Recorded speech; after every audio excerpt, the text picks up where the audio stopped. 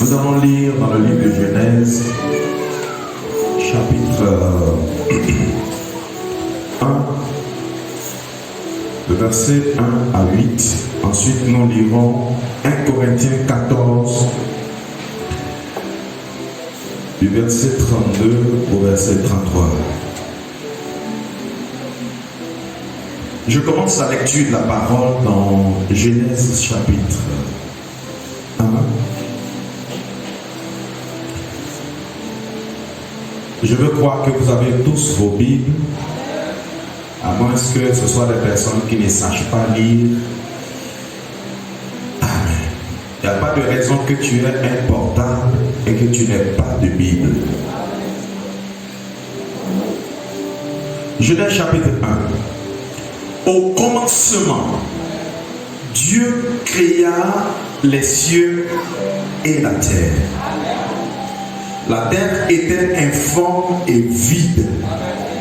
Il y avait des ténèbres à la surface de l'abîme et l'Esprit de Dieu se mouvait au-dessus des eaux.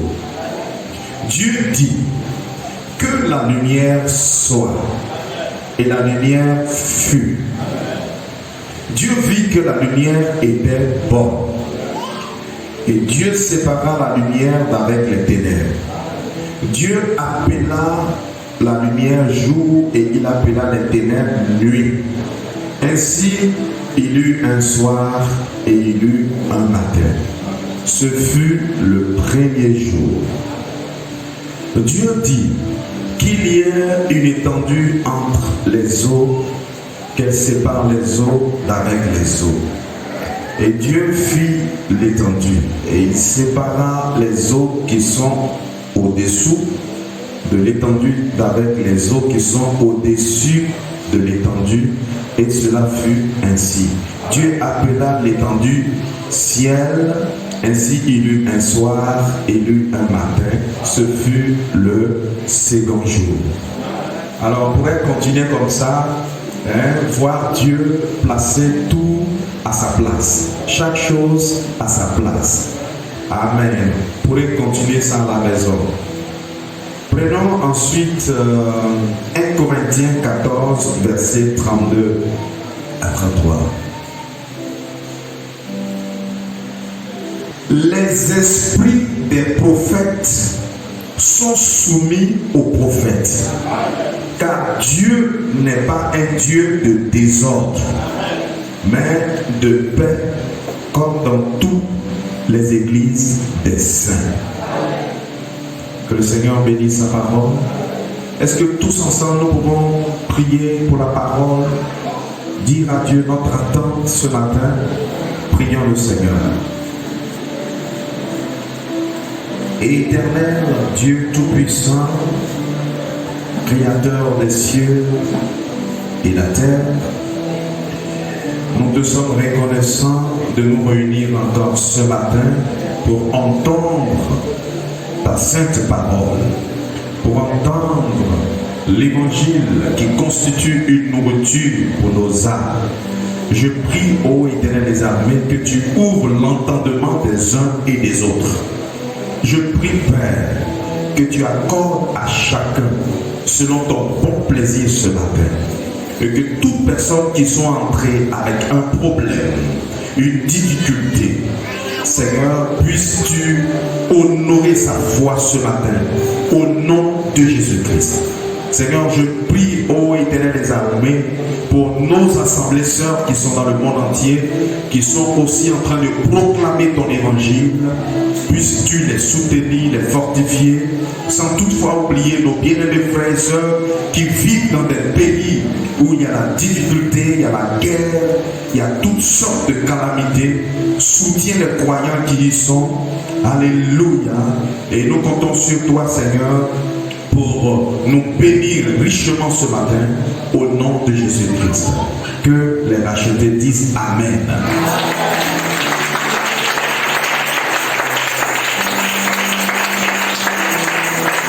Amen. Que le Seigneur vous bénisse. Vous pouvez vous asseoir.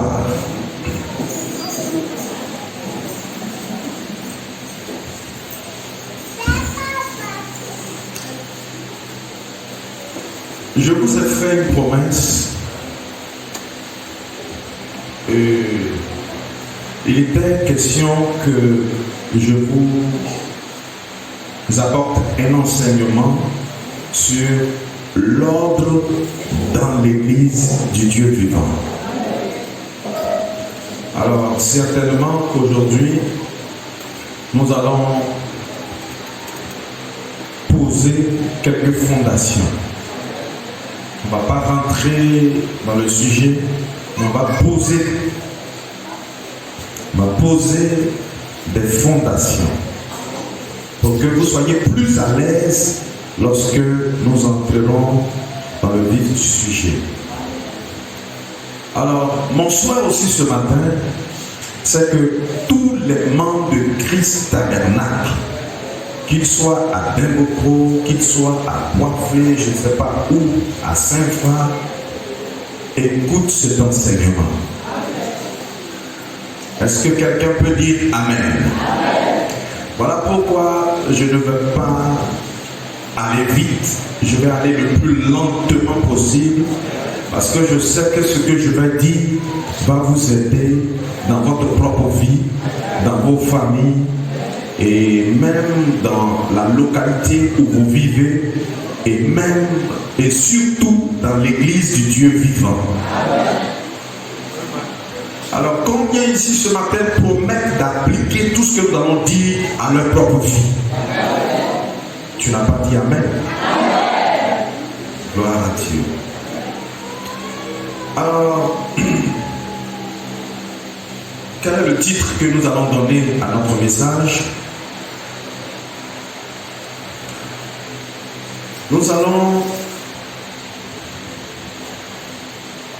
comme grand thème, nous allons appeler cela, nous allons énoncer cela, maintenir l'ordre de l'esprit. Ou encore, retrouver le caractère ordonné de Dieu dans ses fils. Et mon inspiration sera l'ordre dans l'église. Est-ce que quelqu'un peut dire Amen? Alors, déjà quand je parle de l'ordre de l'esprit,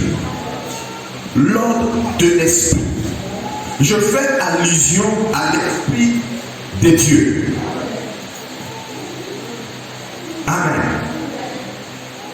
Et quand je dis l'ordre dans l'église du Dieu vivant, je fais allusion à l'impact que l'Esprit de Dieu a sur les fils et les filles de Dieu. Je suis donc en train de dire autrement, si quelqu'un a l'Esprit de Dieu, il sera ordonné. Parce que Dieu, il est dans l'ordre. Je croyais que tu allais dire Amen. Dieu est dans l'ordre. Sans ordre, il n'y a pas Dieu. Amen. Et l'ordre, c'est quoi? L'ordre, c'est la mise en place de chaque chose à la place qu'il faut. L'ordre, c'est aussi l'harmonie. C'est aussi la discipline. Dis à ton voisin, discipline. L'ordre, c'est la conformité à une règle. On dit de vous que vous êtes en ordre lorsque vous vous soumettez à une règle bien établie, une règle donnée. Et le contraire de l'ordre, c'est l'anarchie, c'est le désordre, c'est le chaos, c'est la confusion. Est-ce que quelqu'un peut dire Amen? Voilà pourquoi si vous remarquez dans les civilisations antiques, les hommes, pour ne pas dire l'être humain, avaient déjà compris que sans ordre, on ne pourrait rien accomplir. Sans ordre, rien ne peut marcher. Sans ordre, chacun voudra vivre selon la manière dont il veut. Sans ordre, c'est l'anarchie qui va s'installer. Et sans ordre, tout ce qu'on a bâti peut être détruit en un seul instant. Vous vous imaginez, voici la Côte d'Ivoire. Si la Côte d'Ivoire n'avait pas pris le soin d'établir un certain nombre de règles, chacun voudrait vivre comme il veut. Chacun voudrait vivre comme il le veut. Et ça allait provoquer quoi? L'anarchie, le chaos, la destruction. Amen. Voilà pourquoi, dès l'aube de l'humanité, ces grandes civilisations antiques ont édité des lois. Ils ont édité ce qu'on appelle aussi des normes, des principes, des règles à respecter. Est-ce que quelqu'un peut dire amen? C'est dire quoi? Que l'ordre est là pour dire à l'homme qu'il n'est pas libre de faire ce qu'il a envie de faire.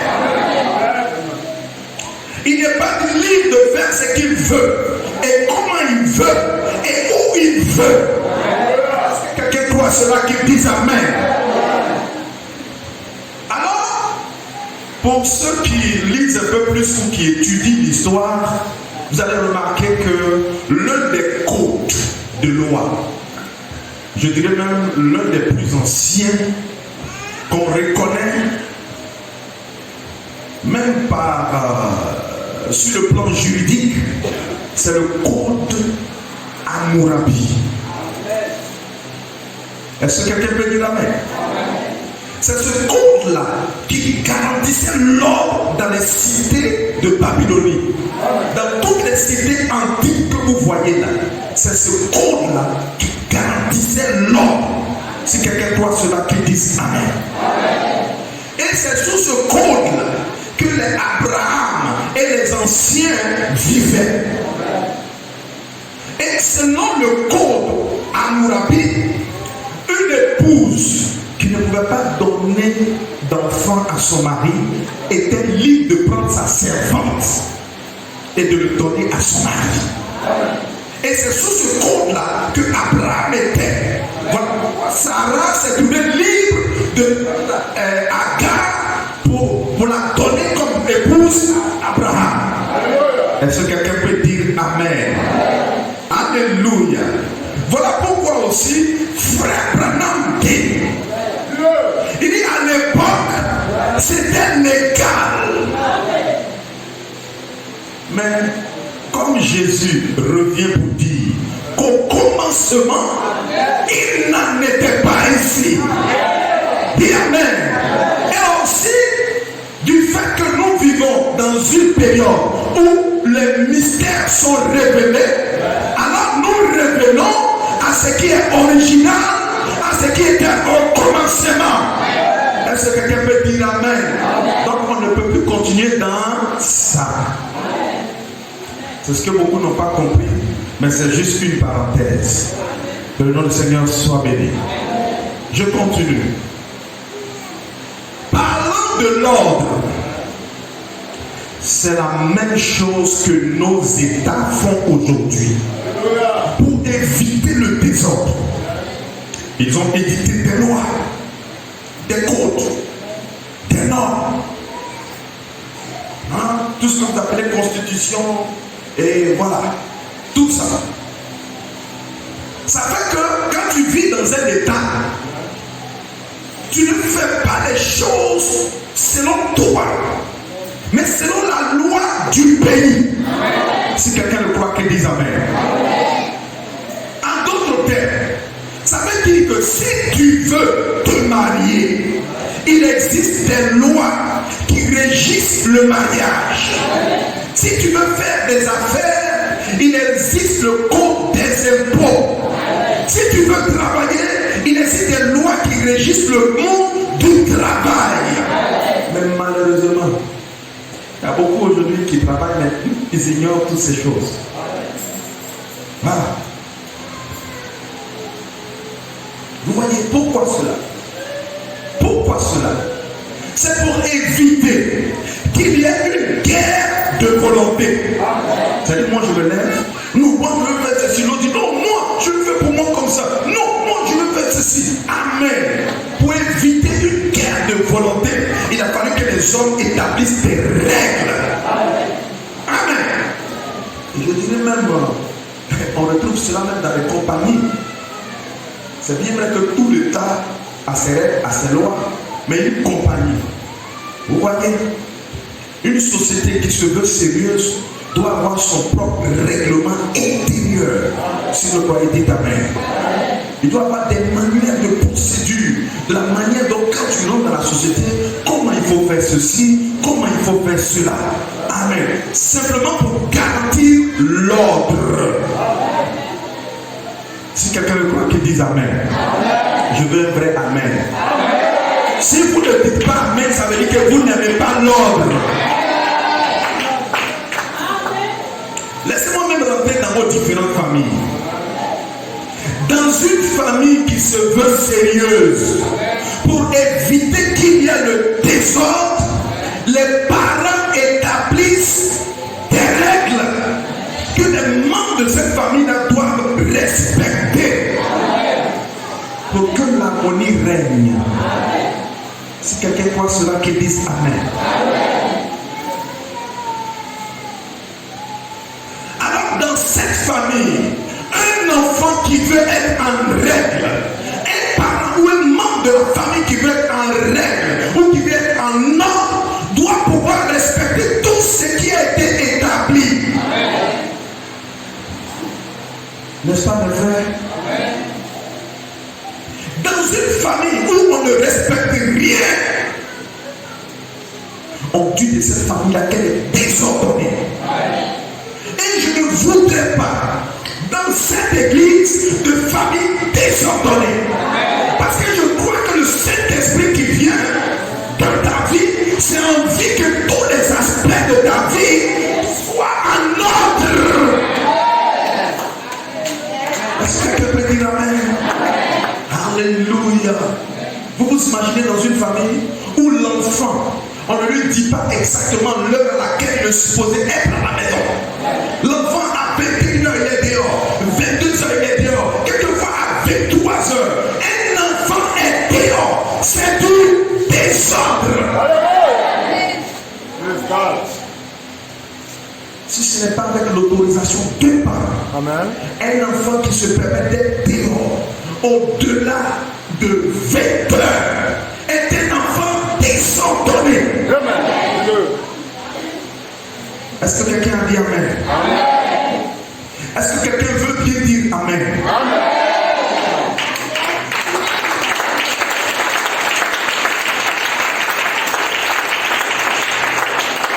Alors laissez-moi vous parler ce matin. Quel que soit l'amour que vous éprouvez pour vos enfants, si vous les laissez se comporter comme ils veulent, sortir comme ils veulent et comment ils veulent, parler même de la maison comme ils veulent et comment ils veulent, je ne crois pas que dans cette famille-là, on puisse trouver l'harmonie. Amen. Voilà pourquoi on parle d'ordre quand chaque membre de la famille est à son poste de devoir, jouant son rôle comme Dieu l'entend. C'est-à-dire, je vois mon enfant dire une parole qui est sortie de sa bouche. Je ne prends pas ça pour rire, même si ça fait rire. Je serre mon visage et je regarde l'enfant. Je lui dis que je n'ai pas aimé l'attitude ou le mot qui est sorti de sa bouche. Mais aujourd'hui, tu arrives. Quand le voisin ou bien un étranger va venir, les mêmes paroles qu'il t'a dites et puis tu arrives là, il va lui dire. Et quand l'étranger part de là, l'étranger il a dans un mauvais témoignage de ta famille. Même si ça n'a pas eu le courage de le rendre devant toi. Amen. Mais au moins, laisse-moi rentrer dans des choses. Amen. Donc, sans ordre, sans harmonie, on ne peut pas aller loin. Sans ordre, on ne peut pas avancer. ou sans ordre, dans le désordre, dans le chaos, si on arrive même à avancer, c'est dans beaucoup de douleur. Alors mon frère, ma soeur, si tu ne veux pas de douleur, mets-toi en ordre. Amen. Applique l'ordre. Amen. Ça, c'est ce que l'ordre accomplit. Vous vous imaginez un seul instant. Ce matin, il y a le frère innocent qui me disait le frère Cédric n'est pas arrivé à l'heure. Amen. Et si frère Siaka n'était pas là? Amen. C'était désordre. Quand je sais que je joue une fonction, j'ai un rôle sacré dans l'église du Dieu vivant. Alléluia. Même si c'est pour venir dormir ici à 6 heures, je suis là. Amen. Parce que quand je ne suis pas à mon poste de devoir, le ciel est dérangé.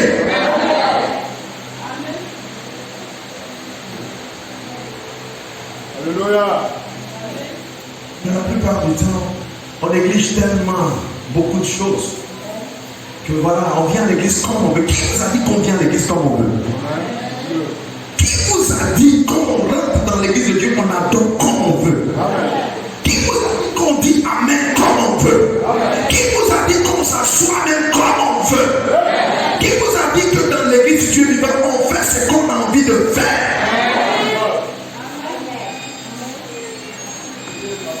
Amen. Oh, que Dieu bénisse ma petite soeur qui est là. Marie-Laure, bonne année. Amen. Vous voyez, alors si l'être humain qui n'est pas parfait en soi, a pu comprendre que pour avancer dans la vie, il lui fallait mettre de l'ordre, qu'en est-il de Dieu? Est-ce que Dieu aurait pu rassembler des gens sans les soumettre à un certain nombre de règles, à un certain nombre de lois? Est-ce que Dieu aurait pu faire ça? Laisser son église dans le chaos? Pourquoi les lecteurs de la Bible le savent? Lorsque Dieu fit sortir Israël de l'Égypte, l'une des premières choses que Dieu fit, Dieu n'étant pas un Dieu de désordre, c'était de donner des lois. Comme quoi cela? C'est ça les frères. Alors les frères, vous ne trouverez Dieu que là où il y a de l'ordre. Dieu est attaché à l'ordre. C'est le diable qui est attaché au désordre. Quand vous voyez dans l'ordre, il y a la confusion. Dites-vous que le diable est présent. Quand vous voyez dans l'ordre, il y a le désordre. Dites-vous que le diable est présent. Quand vous entrez dans une famille où il y a le désordre, n'importe qui fait ce qu'il a envie de faire, dites-vous que le roi de cette famille, c'est le diable. Parce que c'est le père du désordre. Voilà pourquoi l'église locale a besoin d'un ordre. Et c'est ce qu'on appelle l'ordre dans l'église. Que Frère Branham a appelé l'ordre de l'église. Est-ce que quelqu'un peut dire Amen? Est-ce que tu peux prononcer à ton voisin l'ordre dans l'église? Amen. Oh, donnez-lui une acclamation.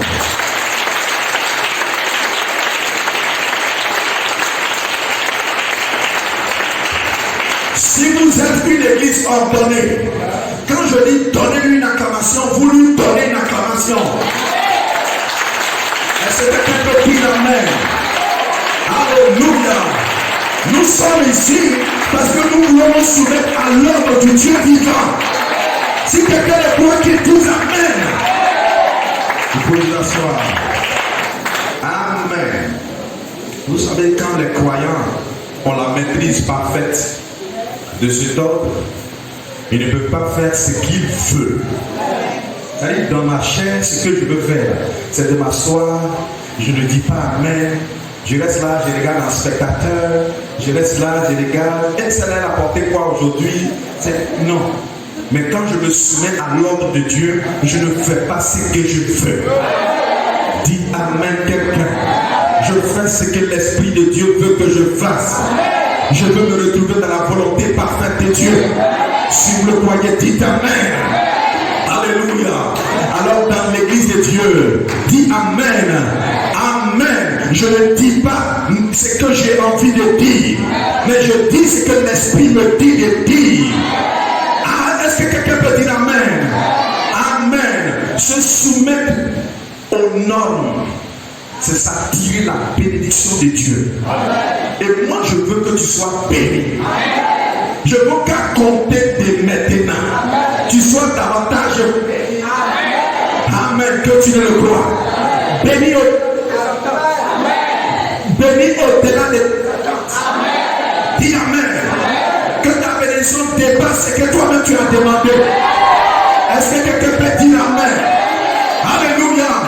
Que ta bénédiction, tes voisins, ta bénédiction, dis Amen, surprenne les membres de ta famille, qu'ils soient tellement étonnés, qu'ils disent Amen, celui-là on sait qu'il était, on savait qu'il n'allait pas réussir, mais comment il a fait pour réussir? Dis Amen. Il s'est soumis à l'ordre du Dieu vivant. Dis Amen. Alléluia. Que chaque jour que tu viennes ici, que tu puisses toi-même rendre témoignage à ta propre vie en disant, je sais que je ne suis pas encore parfait, mais je sais que je ne suis pas ce que j'étais hier. Est-ce que quelqu'un peut dire Amen? Est-ce que quelqu'un peut dire Amen? Ne pas se soumettre à l'ordre de Dieu, c'est attirer la malédiction sur soi. Viens t'asseoir.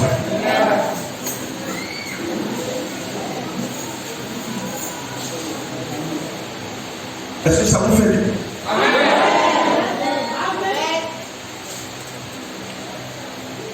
Alors, écoutons l'apôtre Paul.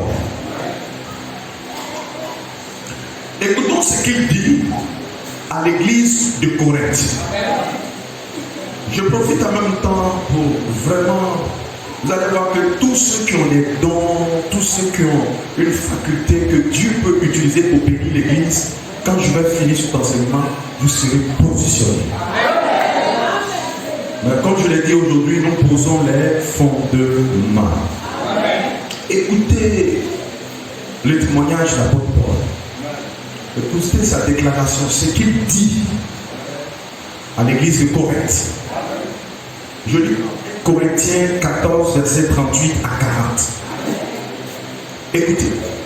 Il dit, et si quelqu'un l'ignore, qu'il l'ignore.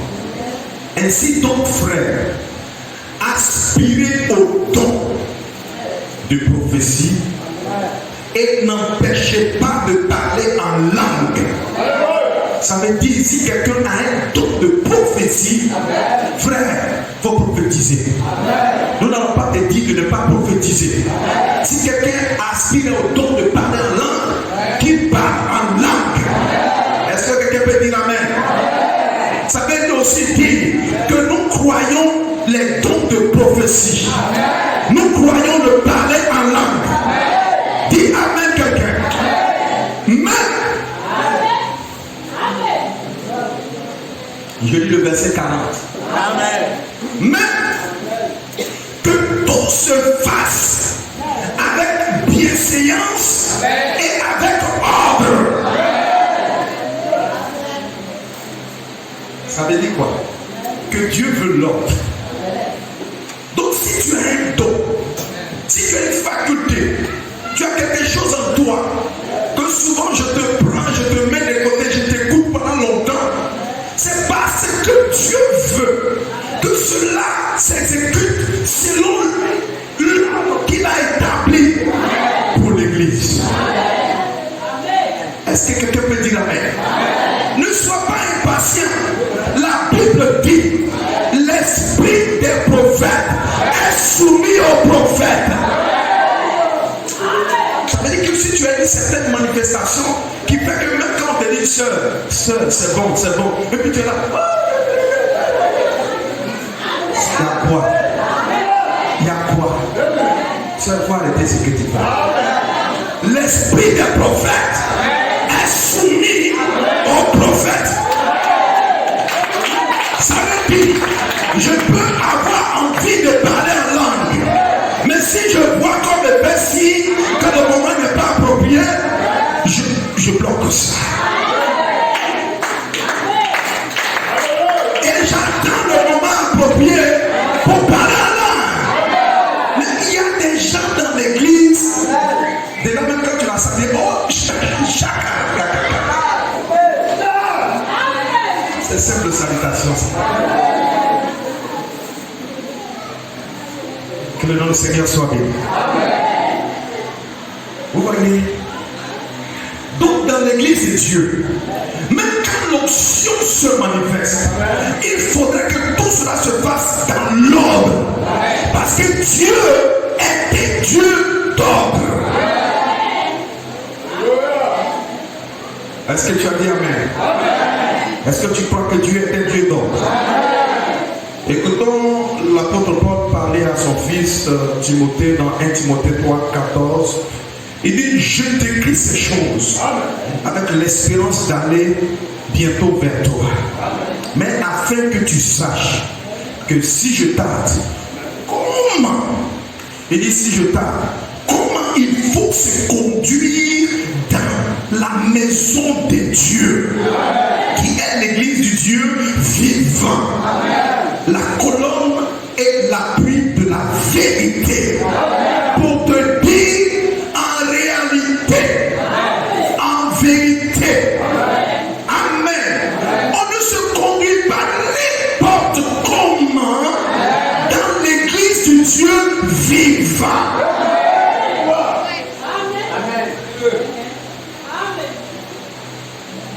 Alors, là où je suis, j'ai envie de savoir, mais pour être richement béni, comment devais-je me conduire dans l'église du Dieu vivant pour ne même pas qu'une bénédiction passe à côté. Parce que je veux tout racler, je veux prendre tout ce qui est bénédiction. Est-ce que quelqu'un peut dire Amen? C'est ça, mes frères. Alors, déjà, vous avez remarqué que nous pouvons découvrir le caractère ordonné de Dieu à travers tout l'univers. Dieu n'a rien fait par hasard. Chaque chose dans l'univers est à sa place. Vous pouvez déjà le constater quand vous lisez le livre du commencement. À la création, voici ce que Dieu dit. Dans Genèse chapitre 1 que nous avons lu. Il dit, au commencement, Dieu créa les cieux et la terre. Et quelque part au verset 2, il dit, la terre était informe. Ça veut dire que la terre n'avait pas sa bonne forme. Elle était vide. Et il ajoute, il y avait des ténèbres à la surface de l'abîme. Ça veut dire que la terre était dans le chaos. Mais Dieu, dans le souci de rétablir l'homme, qu'est-ce qu'il va faire? Il va couvrir la terre. Et qu'il couvre la terre, il dit alors que la lumière soit. Et la lumière fut. Ça veut dire quoi? Dieu, pour rétablir l'ordre sur la terre, dans l'univers, qu'est-ce qu'il va faire? Il va d'abord appeler la lumière. Et quand il appelle la lumière, lui-même Dieu déclare. Il dit, Dieu vit que la lumière était bonne. Frère, si tu dois rester avec quelque chose, reste avec la lumière. Si tu dois avoir un comportement de fils lumière. Si vous le croyez, dites Amen. Alléluia. Et Dieu sépara la lumière avec les ténèbres. C'est-à-dire Dieu ne voulant pas que la lumière et les ténèbres cohabitent. Parce qu'il sait que quand la lumière et les ténèbres cohabitent, vous voyez, ça envoie la confusion. Vous voyez, il va séparer la lumière d'avec les ténèbres. Ça veut dire que Dieu n'a pas voulu que le jour et la nuit apparaissent en même temps. Et il savait que ce serait un temps de confusion. Alors, Dieu lui-même, n'étant pas dans la confusion, il a accordé une période de temps au jour, une période de temps à la nuit. Est-ce que quelqu'un peut dire amen? Parce que Dieu n'aime pas la confusion. Toujours. Parlant de l'ordre, je peux vous prouver par les Saintes Écritures que l'homme et la femme avant la chute étaient égaux. Combien croient cela? Il n'y avait pas à dire un chef, un est sous-chef. Non, il n'y avait pas ça. Mais quand la chute est, Dieu, dans l'état que l'homme était, Dieu soucieux de ce qui pourrait arriver s'il continuait d'être égaux dans la chute, pour éviter toute forme de confusion, pour éviter l'anarchie dans les couples, dans les foyers, Dieu lui-même descend et il revit sa propre loi. Est-ce que quelqu'un peut dire amen? Et Dieu dit, il dit dans la femme, j'augmenterai la souffrance de tes grossesses. Ça veut dire qu'avant la femme ne tombait pas enceinte. Tu enfanteras avec douleur. Alors sœur, si le jour de ton accouchement tu sens des douleurs, c'est Dieu qui l'a voulu ainsi. Ne va pas prendre une injection pour que la douleur passe. Accouche avec les douleurs. Parce que c'est la volonté parfaite de Dieu. Est-ce que quelqu'un peut dire amen? Et Dieu ne s'arrête pas là. Dieu dit, toujours dans le verset 16, il dit à la femme, et tes désirs se porteront vers ton mari. Cela sous-entend quoi? Que dans la période où ils étaient égaux, où le péché n'était pas encore venu, ils étaient égaux, la femme pouvait s'offrir vie. Elle pouvait aller où elle avait envie d'aller. Mais maintenant qu'ils sont dans la chute, ils sont tombés. Dieu dit, tes désirs se porteront désormais vers ton mari. Ça veut dire, sœur, là où vous êtes, si vous avez des désirs, n'allez pas chez le voisin, n'allez pas chez l'oncle. Si vous êtes marié, la première personne à consulter, à moins que lui te dise, va voir ta mère, ou va voir ton oncle, c'est ton mari. Si vous le croyez, dites amen. Et Dieu ne s'arrête pas là. Il dit, mais ton mari dominera sur toi.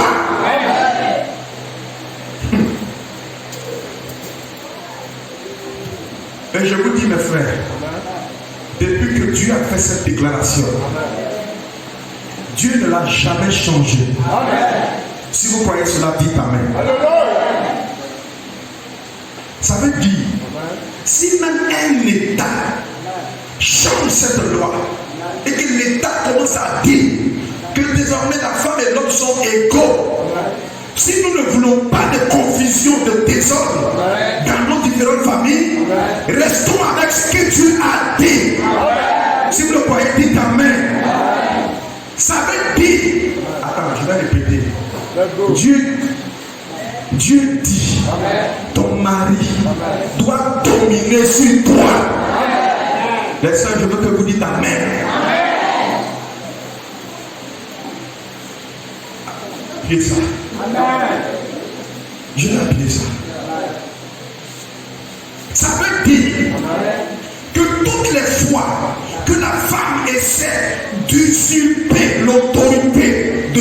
fait dans le foyer, c'est un désordre.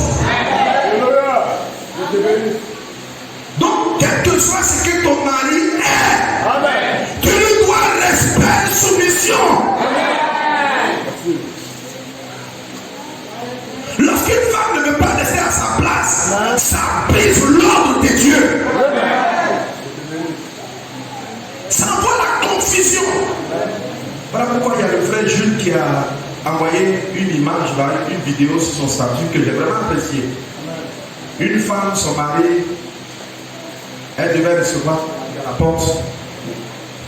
Et déjà avant que son mari ne vienne, elle avait mis une serviette là pour que son mari, voilà, d'abord il arrive, il ôte, elle enlève les chaussures de son mari.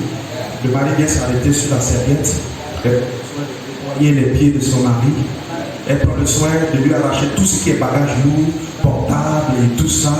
Amen. S'il y avait sac, peut-être elle aurait aussi pris le sac. Vous voyez, et quand elle finit, elle est à genoux, pendant qu'elle le fait, elle prend les deux mains de son mari, elle pose ça sur sa tête, en quelque sorte pour dire, mon chef, bénis-moi. Mon Seigneur, bénis-moi. J'ai vu l'humilité dans cette action. Combien de sœurs aujourd'hui, en servant leur mari même, font mon mari tient. La sœur même souvent les couches de Abi va prendre, donne ça à papa.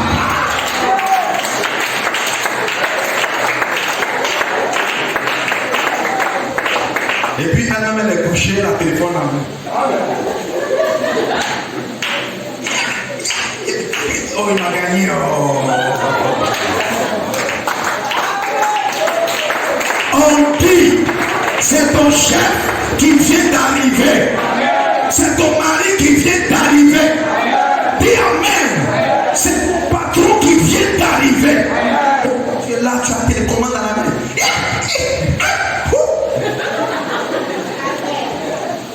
Même parler, le rencontrer. Donner des célestes qu'une bise. Ah papa, donne-moi ton sac, je vais attraper. Vous savez que le mari en venant à la maison, avec toutes les pressions qu'il a subies dehors, il a envie de voir sa femme. C'est pas les enfants. Et les enfants, ils prennent le sac de papa. Moi, elle est toujours paresseuse. Faut pas qu'elle. Faut pas. C'est un enfant pourquoi? C'est pas la position de l'enfant, c'est toi ta position. De prendre son sac, l'aider à enlever ses chaussures. C'est-à-dire vous le faites, vous êtes tellement soumis que l'homme, il est gêné. Une sœur qui se comporte comme ça, tout ce que ton mari te demande, il va te donner. Tout ce que tu demandes à ton mari, il va te donner ça. Hein? Quelquefois, on n'attend même pas que le monsieur arrive. Tu es venu dans tu as envoyé l'argent des sacs de rien.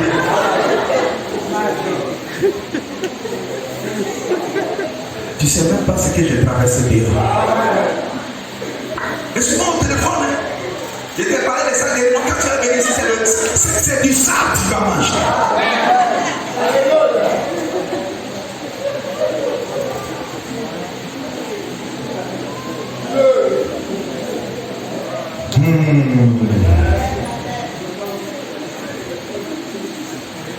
Vous me direz peut-être, ah mais pasteur, ce que tu viens de lire là, c'est dans l'Ancien Testament seulement on a vu ça. Allons dans le Nouveau Testament. Amen. L'apôtre Paul dit, amen. Femmes, soyez soumises à vos maris. La soumission c'est quoi? C'est le respect. C'est accepter que quelqu'un règne sur moi. C'est ça la soumission. Soyez soumis à vos maris comme au Seigneur. Vous allez me dire, oh, ça c'est pas trop fort. Ok, c'est pas trop fort. 1 Corinthiens 11, 2 à 3. Je vous loue de ce que vous vous souveniez de moi à tous égards. Et de ce que vous retenez mes instructions telles que je vous les ai données. Allez, ne changez rien là-dedans. Je veux cependant que vous sachiez que Christ est le chef de l'homme. De tout le temps. Je croyais que tu allais dire amen. Et que l'homme est le chef de la femme. Nouveau Testament. Amen. Est-ce que quelqu'un peut dire Amen? Amen. C'est ça la réalité. Amen. Donc quand chacun est à sa place, il n'y a pas de problème. Amen. Ça veut dire qu'il peut arriver que mon mari même se comporte mal. Amen. Mais il y a une approche. Et si vous ne maîtrisez pas l'approche, venez votre pasteur vous montrer le secret de comment le mais vous voulez faire. Attends, aujourd'hui là, moi la fille des hommes les loups.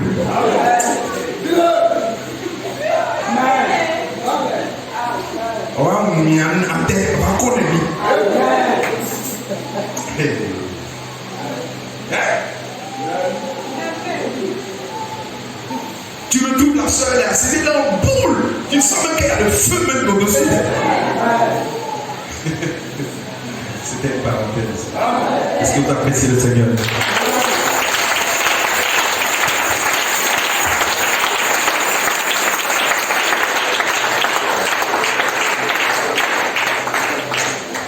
Vous voyez, Dieu ne voulait pas qu'il y ait confusion entre le rôle de l'homme et celui de la femme. Voilà pourquoi il a établi cet ordre. Est-ce que quelqu'un dit Amen? Amen. Et j'ai envie de vous dire aussi que vous retrouverez le caractère ordonné de Dieu dans l'univers. Parce que Dieu, il se reflète dans toute sa création. C'est pourquoi le prophète nous dit que la première Bible de Dieu, c'est la nature. Amen. C'est ce déploiement de sa nature dans l'univers, dans la nature. Vous voyez qu'on appelle, la Bible appelle les perfections invisibles. La perfection invisible de Dieu, c'est quoi? Ce sont des choses qui existent naturellement parlant, mais qui en soi reflètent la nature de Dieu. Qui en soi sont elles-mêmes des prédications. C'est-à-dire que je peux rester là, regarder seulement le soleil, ça peut me prêcher la parole. Je peux recevoir un enseignement en regardant seulement la lune, les étoiles. Vous voyez? Est-ce que je peux vous lire le prophète? Dans la plus grande bataille jamais livrée. Écoutez ceci. Prêchez. Pour ceux qui prennent note, le 11 mars 1962. J'ai dit, quelque part là-dedans, on m'a montré une fois dans un observatoire. C'est-à-dire, frère Branham dit, je suis allé dans un endroit où on observe les astres. Dans un observatoire, je suis allé dans cet observatoire-là pour chercher à voir le zodiaque. Et le zodiaque en hébreu, vous savez que ça se dit Mazal. Est-ce que quelqu'un peut dire Amen? Il dit ça commence par la Vierge et ça passe par l'âge du Cancer, ainsi de suite jusqu'au dernier qui était le lion, le signe du lion. La première venue de Christ par la Vierge, la seconde venue par le lion de la tribu de Juda. Et j'ai essayé du mieux que j'ai pu de voir le zodiaque et je n'arrive pas à le voir. Et pourtant il est là. Et ceux qui ont reçu une formation, ils savent qu'il est là. Job l'a vu, autrefois des hommes l'observaient à une époque et c'était une Bible. Mais dans toute cette énorme masse de millions, de milliards d'années de lumière, Dieu est assis au milieu de tout cela et il regarde en haut. Est-ce que quelqu'un peut dire Amen? Vous allez remarquer que c'est Dieu lui-même qui parle dans les Saintes Écritures du zodiaque. Peut-être quand je parle du zodiaque, certains me diront, ah non, zodiaque, les signes zodiacales, amen, mais ça c'est du diable. Non, lisez votre Bible dans Job 38, verset 31 à 33. Et le prophète ici te dit que cette constellation zodiacale est restée dans sa position. Dès que Dieu l'a positionné, la constellation, la Vierge est restée là où Dieu l'a placée. La constellation de la balance est restée là où Dieu l'a placée. La constellation du cancer est restée là où Dieu l'a placée. La constellation du lion, du scorpion, ils sont restés exactement là où Dieu les a placés. Et vous remarquerez une chose, c'est qu'aucune de ces constellations n'a jamais occupé la place d'une autre. Parce que c'est Dieu lui-même qui a établi cet ordre dans le ciel. Et c'est ce zodiaque-là qui est la première vie de Dieu. Ça veut dire quoi? Simplement en regardant le zodiaque, on pourrait découvrir le plan de la rédemption. Est-ce que quelqu'un peut dire amen? À travers le zodiaque, le premier signe, la Vierge, qui est le signe du zodiaque qui parle de la première venue de Christ. Tandis que le lion, qui est le dernier signe, parle de la seconde venue de Christ. Maintenant, pourquoi la Vierge comme premier signe du zodiaque? Pourquoi? Parce que le Messie, le Christ, devait être la sémence de la femme. Voilà pourquoi Jésus-Christ est né par une vierge. Si quelqu'un le croit, qu'il dise amen. Et le lion, comme dernier signe, on ne va pas rentrer dans les détails du zodiaque, pour montrer que Christ, à sa seconde venue, il ne vient pas comme il est venu pour la première fois. Cette fois, quand il vient en tant que le lion de la tribu de Juda. Et ce n'est pas pour rien que dans Apocalypse chapitre 10, quand l'ange puissant descend, il rugit comme un lion. Et j'ai envie que tu saches que le cri du lion, c'est l'ouverture de la parole. Le cri du lion atteste que le roi est dans le camp. Si vous le croyez, dites amen. Est-ce que quelqu'un peut dire amen? Donc quand nous venons ici pour vous dire, le cri du roi est dans le camp, c'est ce qui atteste que le roi n'est plus au ciel. Le roi est sur la terre. Dis amen. Et le trône du roi, ce sont les croyants. Si vous le croyez, dites amen. Quand vous vous abandonnez, le roi entre dans ton cœur. Et quand le roi rentre, cela provoque un réveil. Frère, ta vie doit parler. Ta vie doit être enseignement. Quand les gens auront envie de voir le Christ, ils viendront te voir. Toi en train de marcher dans les rues de Poitiers, dans les rues de Démocro. Dis amen. Alléluia. Oh, laissez-moi continuer. Amen. Dans la même brochure, au paragraphe 47, écoutez ce que le prophète dit. Il dit, je pensais à l'ordre de cette armée céleste. Amen. Quand Dieu dit armée céleste, quand la Bible parle de l'armée céleste, c'est les étoiles, c'est le soleil, c'est la lune. C'est toutes ces constellations. C'est ça l'armée céleste. Et pas un seul de ces actes n'est en dehors de sa place. Si vous le croyez, dites amen. Chacun d'eux est parfaitement bien réglé. La grande armée de Dieu.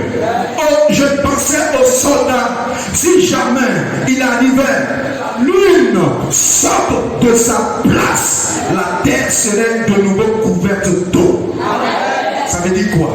L'armée céleste, quand Dieu l'a positionnée, elle est là. Le jour que la lune dit, moi je quitte ma place, je m'en vais à une autre place, vous allez voir que toutes les mers, les océans, même les petites eaux, elles vont déborder et elles vont couvrir toute la terre. Vous comprenez l'importance de quoi? Pourquoi il faut que que chacun soit dans sa position. Dans l'église du Dieu vivant, dans vos foyers, dans vos maisons, dans vos quartiers. Est-ce que quelqu'un dit Amen? Alléluia. Amen. Au bout de seulement quelques minutes, la terre serait exactement comme elle était quand Dieu a décidé de l'utiliser. Amen. Ici, elle était informe et vide. Et les ténèbres et l'eau couvraient l'étendue de la terre. Et si jamais cette lune se déplaçait, il se passerait la même chose de nouveau. Quand la lune, dans son déplacement, s'éloigne un peu de la terre, les marées montent. Quand elle descend, ça suit simplement les marées. C'est la grande armée de Dieu. Et quand Amen, oh Alléluia. Et au verset 48, il dit ceci. Il dit, alors nous sommes allés pour nous coucher. Je me suis mis à penser. Je me suis mis à penser. Oh, que pas une seule d'entre eux ne quitte sa place. Ils restent tous en place. Et s'il y a un déplacement quelque part parmi eux, c'est dans un but. Et cela affectera cette terre. Nous en voyons les résultats en ce moment du déplacement de quelques-uns d'entre eux pour aller dans leurs zones, dans autres zones. Amen. Cela affecte tout. Et au verset 49, il dit, et alors j'ai pensé, si cette grande armée céleste, comme ça, doit rester à sa place, pour que tout soit en ordre, qu'en est-il du désordre de l'armée terrestre? Quand l'un n'est pas en ordre. Amen.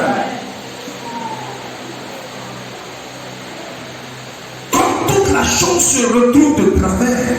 Le programme entier de Dieu est bouleversé. Amen. Quand un seul membre n'est pas en ordre. Nous devons nous efforcer constamment à maintenir l'ordre de l'esprit. Fin des citations. Le programme amène à comprendre que l'armée terrestre, c'est quoi? Ce sont des fils de Dieu. Et elle est supposée être le reflet parfait de l'armée céleste. Qui sont les étoiles, les astres que vous connaissez. Vous voyez mes frères? Et il dit, de la même manière que quand dans le ciel, bouge, ça provoque la confusion. Il dit de cette même manière, sur la terre, quand un fils de Dieu n'est pas à sa place, ça provoque la confusion. Vous savez que dans le langage prophétique, les étoiles symbolisent les fils de Dieu. Comme il croit cela? C'est dire que lorsqu'un fils de Dieu n'est pas dans sa position où il est supposé être, cela bouleverse tout le programme de Dieu. Voilà pourquoi frère Branham dit, qu'en est-il du désordre de l'armée terrestre quand l'un n'est pas en ordre? Quand toute la chose se retrouve de travers, le programme entier de Dieu est bouleversé quand un seul membre n'est pas en ordre. Nous devrions nous efforcer constamment pour maintenir l'ordre de l'esprit. Et je vous ai dit que l'esprit ici c'est Dieu. Et c'est cet esprit ordonné qui a reflété son caractère dans l'armée céleste, dans tout l'univers. Je suis en train de t'apprendre que le concepteur de l'ordre, l'initiateur de l'ordre, c'est Dieu lui-même. Et l'ordre, ça veut dire que chaque chose fonctionne comme Dieu l'a. Alors, ma prière, que Dieu nous aide à maintenir l'ordre.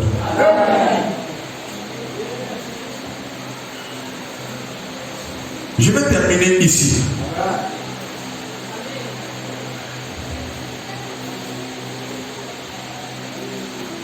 Je vais prendre un exemple qui sera une bénédiction pour vous. Et puis on va partir à la maison. Je vais continuer le dimanche prochain. Si ça me prend même le mercredi, je continue. Celui qui n'est pas là, tant pis.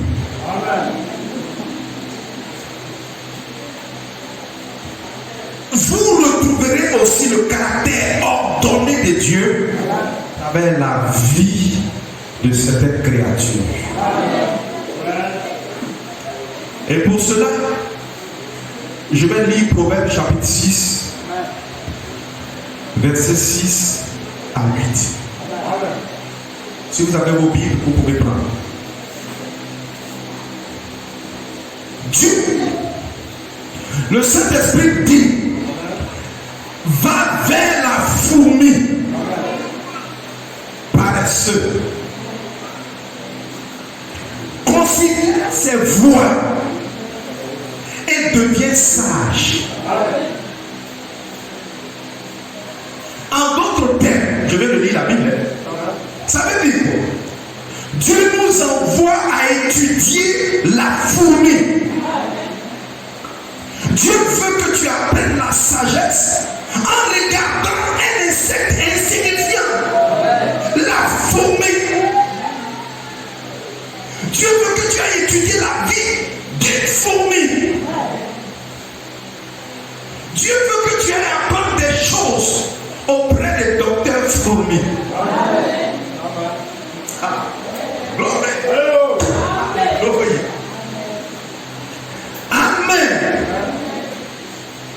Ça veut dire que la vie de la fourmi exprime une partie de la Bible. Toi qui négliges la fourmi, j'ai envie d'appuyer. Je suis en train de te dire, la fourmi là, elle peut être un enseignant pour toi. C'est pas moi qui l'ai dit, hein, c'est écrit. Vous avez pris vos Bibles, vous avez vu, non? Proverbe 6, 6. Au verset 7, il dit ceci. Et la fourmi, elle n'a ni chef. Ça veut dire qu'il n'y a pas quelqu'un pour lui dire, je suis son patron. Au verset 7, il dit, elle n'a ni inspecteur. Elle n'a ni maître. Il dit, elle prépare en été sa nourriture. Elle amasse pendant la moisson de quoi manger. La fourmi n'a ni chef, ni inspecteur, ni maître. Mais elle vit de sorte à ne jamais manquer de nourriture. Maintenant, comment toi tu fais? Et puis à un moment, tu dis tu n'as rien. Dieu te dit ce matin, va chez l'enseignant fourmi qui t'apprête la sagesse. Est-ce que vous appréciez le Seigneur?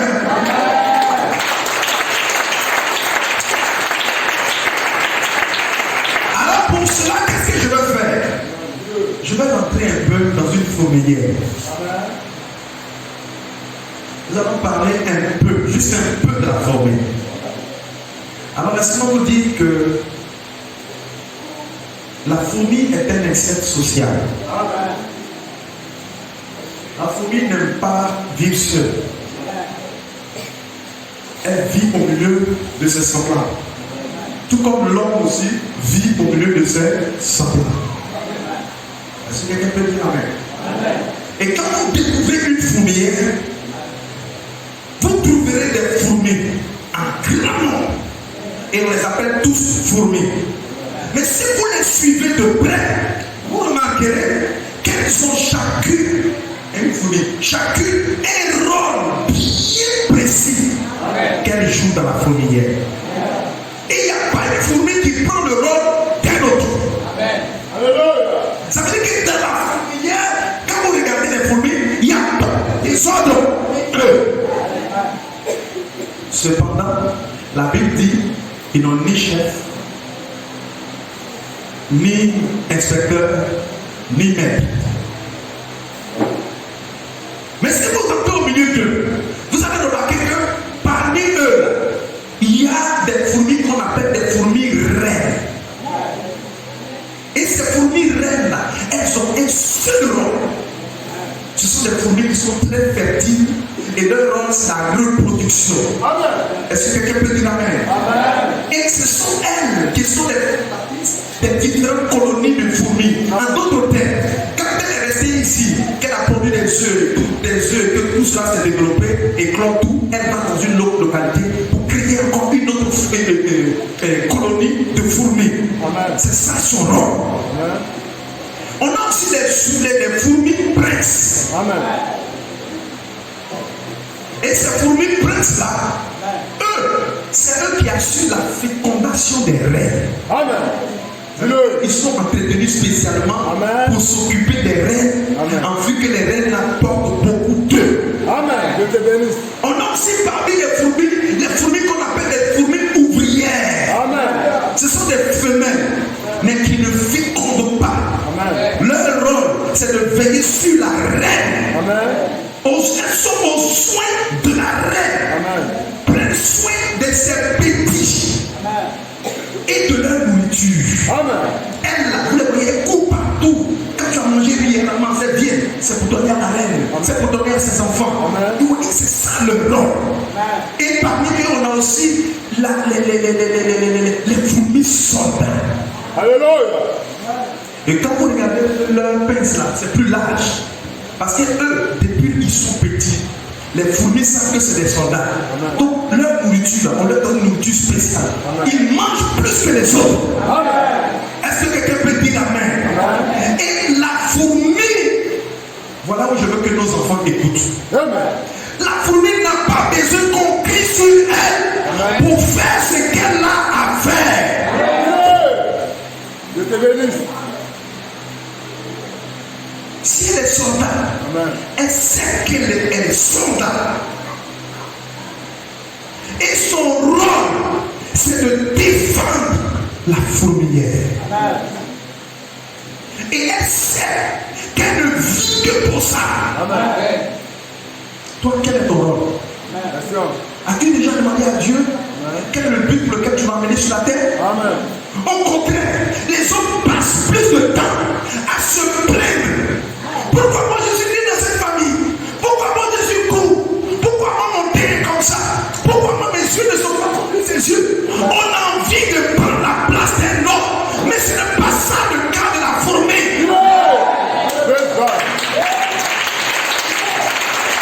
Et c'est ça qui envoie la convoitise. Mais la fourmi soldat, elle sait. La seule chose qui peut lui enlever d'être soldat dans le camp, c'est la mort. Toi, quel est le but pour lequel tu as été créé? Elle vit pour défendre. Elle ne prend jamais la place de l'autre fourmi. La fourmi prince, elle sait que moi, mon rôle, on m'entretient pour que je m'occupe de la reine. Personne ne prend la place d'un autre. Et c'est comme ça que la société est supposée être constituée. Est-ce que quelqu'un peut dire amen? Alors toi, quel est ton rôle? Tu vis pourquoi?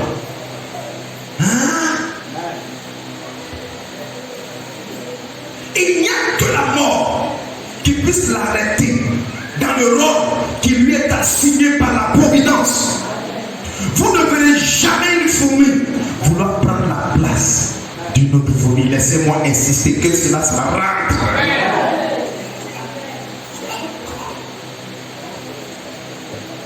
Et c'est ce que chaque fils de Dieu est supposé être. À la place que Dieu lui a donnée. Ça veut dire, si tu as fréquenté, que tu n'as pas eu le cible, c'est Dieu qui a voulu que tu n'aies pas le cible. Ne te plaît pas pour chercher à devenir ce que tu n'es pas supposé être. Quand tu te bats comme ça, tu vas dans le sens complet. Tu vas détruire ce que Dieu a voulu que tu sois. Dieu a voulu que dans ce que tu es là, que lui puisse se glorifier dedans. Et qu'on dise dans ton témoignage, il n'a pas simple, mais regardez ce qu'il possède. Regardez ce qu'il a pu réaliser. C'est ça.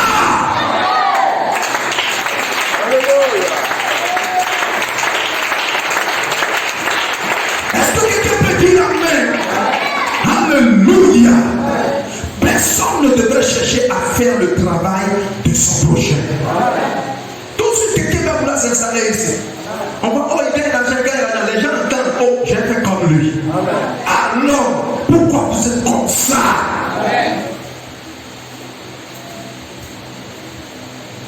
Voilà pourquoi Dieu t'envoie vers la fourmi. Pour t'apprendre quoi? La valeur du travail. Vous les frères qui êtes là les bras croisés, il n'y a pas de travail, il n'y a pas de qui vous a dit. Regardez la fourmi. Qui va aller dire à la fourmi qu'il n'y a pas de travail? Il y a travail. Aussi longtemps que les êtres humains vivent, les êtres humains auront des besoins. Donc si tu t'arrêtes, que tu observes, Dieu va te révéler ton propre travail. Non, il n'y a pas de travail. Tout le monde veut rentrer dans la fonction publique. Qui t'a dit que Dieu a voulu que tu rentres dans la fonction publique? Si Dieu ne veut pas que tu rentres dans la fonction publique, demande à Dieu. Qu'est-ce que je peux faire? Que Dieu te révèle ce que tu es supposé faire. Si Dieu te dit, tu dois vendre ciment, va vendre ciment. Pour toi, va sortir dans ciment. Est-ce que tu appelles ça le Seigneur? Amen. Dieu veut que tu regardes la fourmi pour apprendre la valeur du travail, mais aussi que tu apprennes l'ordre. Et en tant qu'enfant de Dieu, nous n'avons pas besoin qu'on nous fasse toujours la police. Donc, j'ai enlevé ma veste pour bien parler de ça.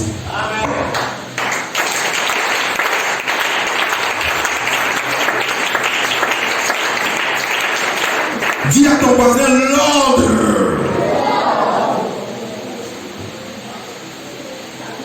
En tant qu'enfant de Dieu, si je veux être béni, je n'ai pas besoin.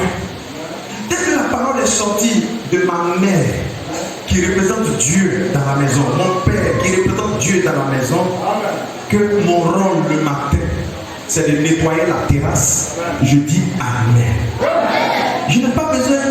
Allô, Béni, est-ce que tu as nettoyé? Malachi, est-ce que vous avez nettoyé? Regardez la fourmi, elle n'a pas besoin qu'on le rappelle le travail qu'elle doit faire. Et elle fait exactement ce qu'elle est supposée faire. Et Dieu l'a béni. Qu'en est-il de toi qui es un être humain? Tu as besoin chaque fois qu'on te dise, hein? Parfait, tu es encore sorti, tu n'es pas encore rentré. Hein?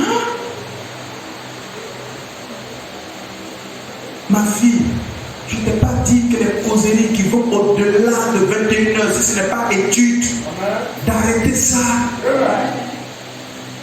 Ma fille, je ne t'ai pas dit que les SMS de l'oisiveté ou bien je ne sais de quoi, inutile, d'arrêter de les amener.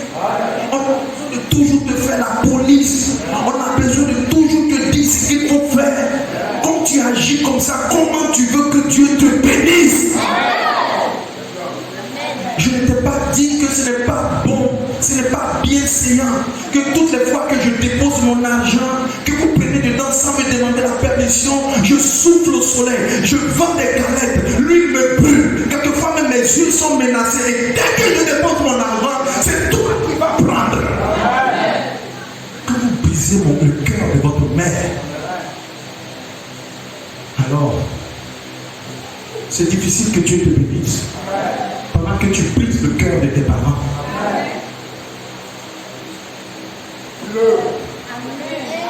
C'est difficile que Dieu te bénisse.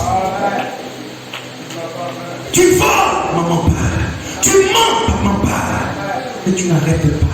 On est obligé de te faire la police. Ça fait que même quand tu es un enfant, dès que tu sors, on a l'inquiétude.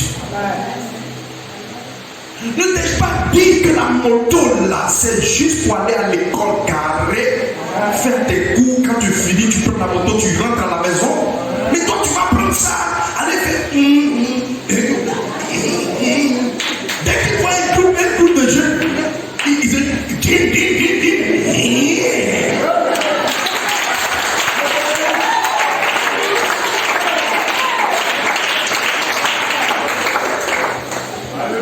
Je veux que Dieu te bénisse. Je veux que cette bénédiction dans ta vie, amen, elle coule jusqu'à ce que cette bénédiction trouve tes propres enfants un jour.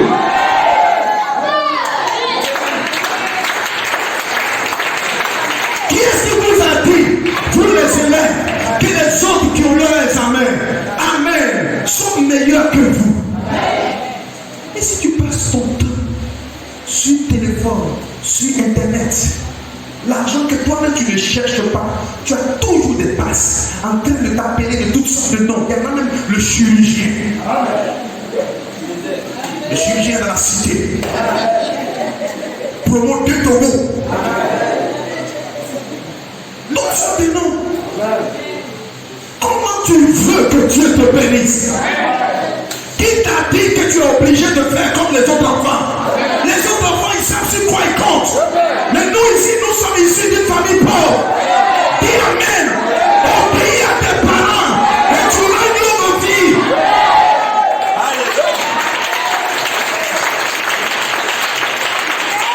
Jeune sœur, vous qui vous cachez et qui vivez dans le désordre, qui t'a dit que ta mère qui est là ou ton père qui est là ne veut pas que tu sois la femme d'un homme un jour?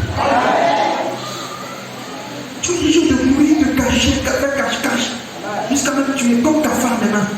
Ça te pousse quelquefois à mentir. Plaisir là, c'est plus doux que la vie éternelle. Plaisir qui est passager, c'est quelle aventure on n'a jamais vécue. On a vu des gens même qui vous ont promis de couper une partie du soleil pour vous donner. Mais aujourd'hui ils sont passés où? La première des choses de ta vie, amen, c'est d'abord la parole de Dieu. C'est d'abord le Seigneur Jésus-Christ. Si tu n'as pas ça, tu n'as rien. Tout ce que tu as, c'est vanité, c'est vent, c'est poursuite de vent, c'est mirage. Demandez à certaines familles, non? Quand on disait, oh la voix du Seigneur, la voix du Seigneur, on prenait l'autre voix. On a eu quoi dedans? On a eu quoi dedans? Hein?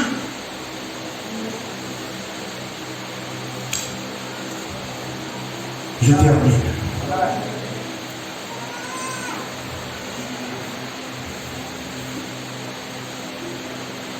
Les enfants, on dit d'un enfant qu'il est en ordre, qu'il est un bon enfant. Quand on n'a pas besoin de lui faire la police. Les choses étranges, nos enfants, ils sont tellement rusés. Quand ils savent qu'ils doivent nettoyer. Oh, Mika, j'ai ça pour moi, maman m'a envoyé. Je suis que si tu te lèves un peu plus tôt, tu n'allais pas pouvoir faire ça. Toujours des excuses. Et pourquoi des excuses? Hein?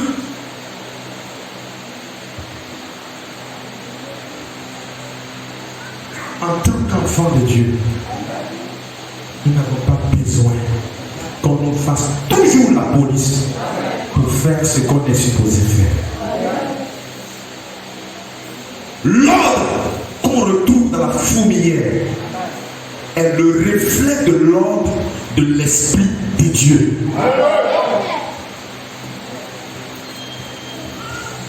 Il y a même des frères. Il laisse l'église pendant un temps. Il va vite sa vie. fait ce qu'il a envie de faire. Un autre jour, il revient. Quand les autres disent Amen, il dit aussi Amen. Amen. Frère, on va dire que Dieu ne sait pas ce que tu traverses. Dieu ne sait pas qu'en ce moment, peut-être il n'y a pas encore de travail bien comme ça, il ne sait pas. Et c'est en avant servi le diable là que le travail va venir.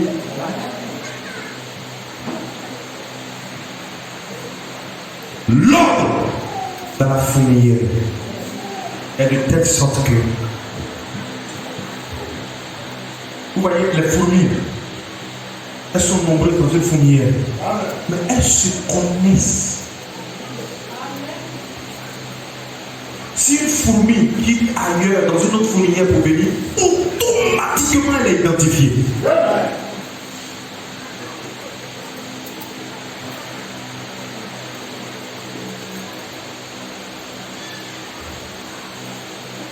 Vous savez, dans tout ce que je viens de dire, nous nous retrouvons tous là-dedans. Voilà pourquoi, je le répète, sans ordre, il n'y a pas Saint-Esprit. Je veux que tu te lèves pour dire Amen. Non, n'acclame même pas. Parce que je veux que ça rentre. Amen. Quand les amens commencent à devenir lourds d'une certaine manière, là, je sens que c'est rentré.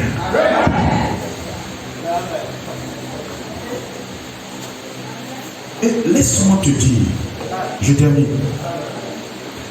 Le désordre qui est en toi, c'est ce qui se reflète quand tu es dans un endroit. Tu ne peux pas faire autrement parce qu'à l'intérieur de toi, là, déjà, il y a désordre. Ce qui sort de toi, l'action que tu poses, la manière dont les choses sont rangées dans ta chambre, de ta chambre jusqu'au salon, c'est désordre. Quand on arrive dans la cour, c'est le méga désordre.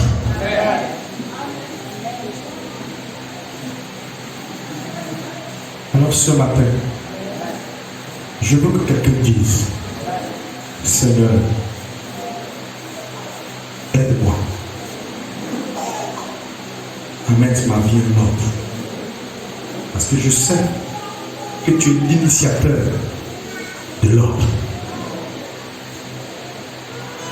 Te marier, respecte l'ordre.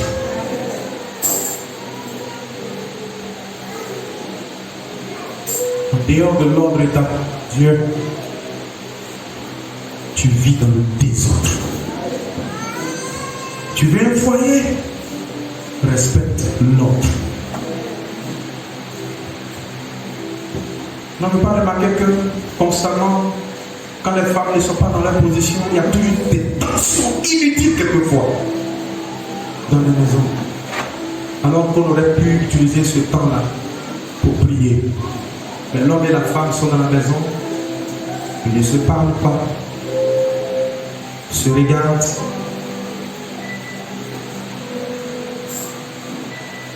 La femme en a gros sur le cœur, l'homme aussi en a gros sur le cœur.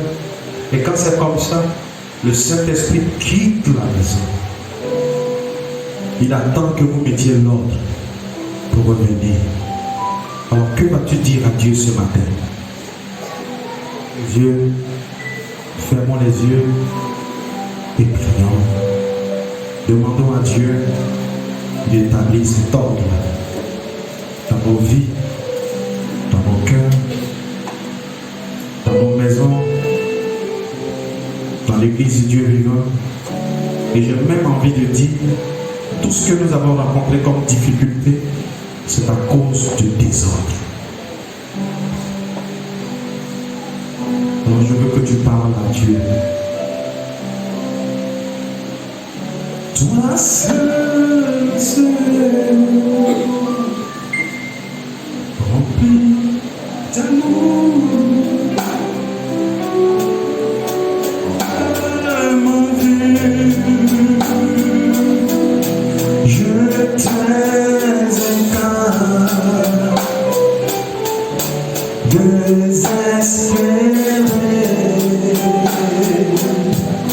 Si ce n'est pas grâce infinie de notre Dieu.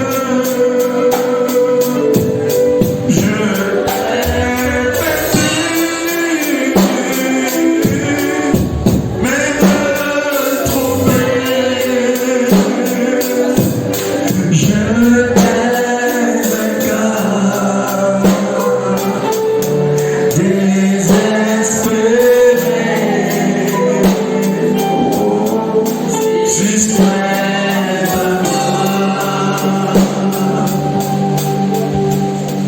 Toi, femme, toutes les fois que tu as eu à hausser le ton sur ton mari, c'est un désordre.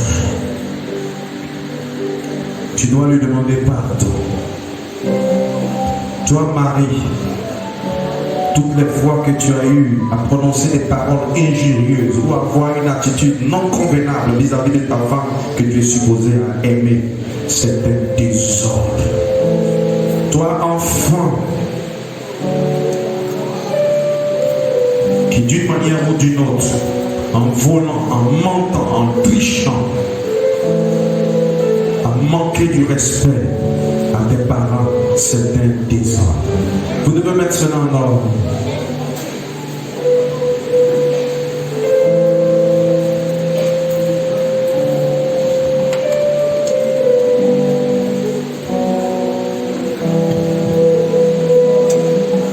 Je veux que tu pries ce matin. C'est pour toi qu'il s'est donné. Il est fidèle.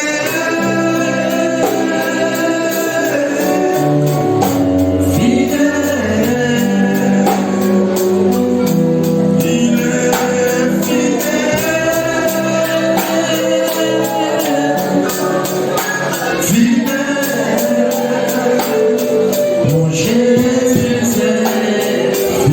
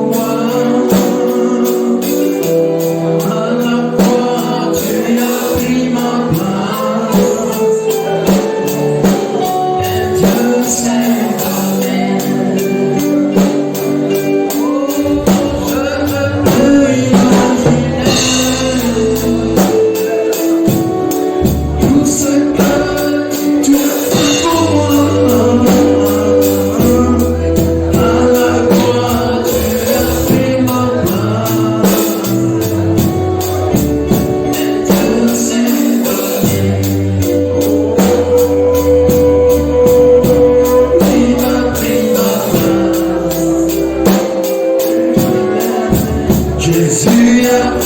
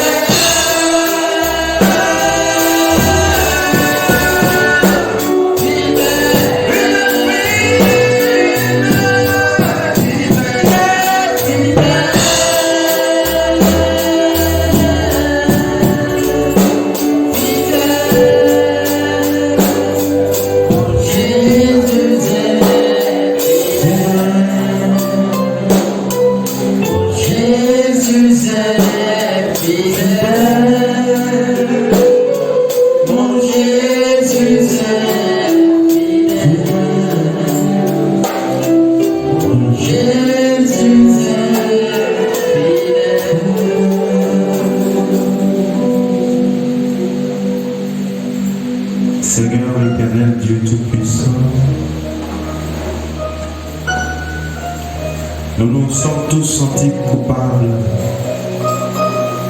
à entendre ces merveilleuses paroles. Et notre prière ce matin, Seigneur, redresse notre vie. Garde-nous sous ton contrôle, que nous soyons à l'abri des échecs, de tout ce que le diable pourrait faire pour essayer de nuire à notre vie.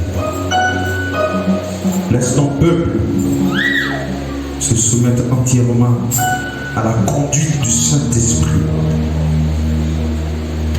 Va avec chacun d'entre nous, alors que nous quittons cet endroit. Et laisse que, Seigneur, la semaine à venir soit une semaine bénie pour chacun de nous. Et surtout, accorde-nous la grâce de méditer ces paroles. De méditer ces paroles qui seront gravées sur la table de nos cœurs. Guéris du milieu de nous ceux qui sont malades et affligés. Seigneur, c'est au nom de Jésus que nous demandons ces choses-là. Que tous ceux qui sont rachetés disent Amen.